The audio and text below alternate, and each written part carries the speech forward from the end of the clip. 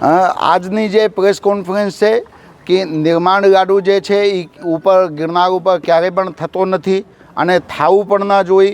અને જ્યારે 2016ની અંદર નિર્માણ ગાડું માટે જે માંગણી કરી હતી ત્યારે સરકાર ત્યારે પણ માંગણી રદ કરી છે, આપી નથી. એટલે નિર્માણ ગાડું ઉપર ક્યારે પણ ન થવું જોઈએ. અને જે પણ કોઈ બહારના આવારા તત્વો આવીને અહીંયા ઉપદ્રવ કરી જાય, હું અહીંયાના પ્રશાસનને માંગ કરું છું કે આવાઓને ઉપર કડકમાં કડક સજા કરીએ. જે નીચે તમારે લોકોને જે કંઈ થતું હોય એ નીચેથી કરીને શાંતિ પ્રિય કાર્યક્રમ પતાવીને તમે વહી જાઓ અને કારણ વિનાના વાદ વિવાદ થઈને કરીને તમે ઉપર ગિરનારને ઉપર કોઈ પણ પ્રકારનું તમે દેખાડો ના કરી શકો.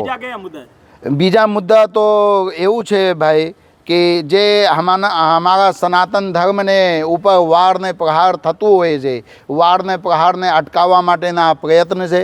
અમે અહીંયા જૂનાગઢના જે પ્રશાસન છે એને પૂરેપૂરો સાથ ને સહકાર આપીએ છીએ. અને આજે હમણાં નિર્માણ ગાડુનું આયોજન થવા માટેના જે આ લોકો પ્રયત્ન કરે છે, અમારે ગિરનારની ઉપર ક્યારે ના થવું જોઈએ. મંજૂરી ક્યારે પણ સરકાર આપી નથી, હજી સુધી તકના ઇતિહાસમાં છે. નિર્માણ ગાડું માટે મંજૂરી ક્યારેય આપી નથી.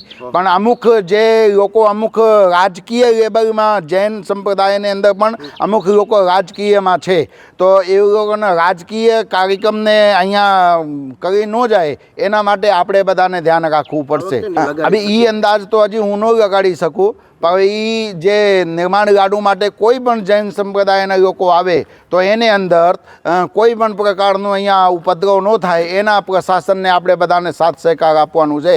અને નિર્માણ ગાડું ઉપર ક્યારેય થયા નથી, સરકાર ક્યારેય મંજૂરી આપી નથી અને આપશે પણ નહીં. જય સિયારામ, જય ગિરનારી.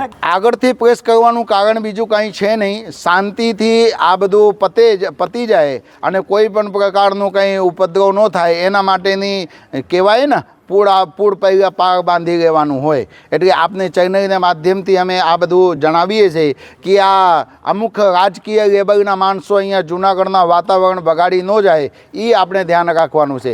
એટલે આપ સર્વે મીડિયા બંધુઓનો પણ હું ખૂબ ખૂબ આભાર માનું છું અને આશા રાખું છું કે આપ ખૂબ સારું ન્યૂઝ ચલાવશો અને ખૂબ સારું કાર્યક્રમ કરશો.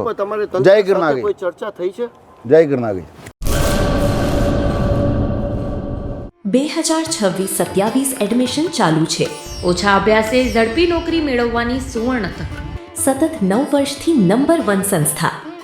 અનેક વિદ્યાર્થીઓ સરકારી નોકરી મેળવી ચૂક્યા છે. ફાયર સેફટી કોર્સની થિયરી અને પ્રેક્ટિકલ તાલીમ સચોટ રીતે આપતી એકેડમી એટલે Gujarat industrial fire and safety academy. પ્રવેશ લાયકાત ધોરણ 10 થી 12 પાસ. આપ સૌ વાલીઓ અને વિદ્યાર્થીઓના સહકારથી સતત નંબર 1 રહેલી સંસ્થા 8 વર્ષ પૂર્ણ કરી 9મા વર્ષમાં મંગલ પ્રવેશ કરે છે.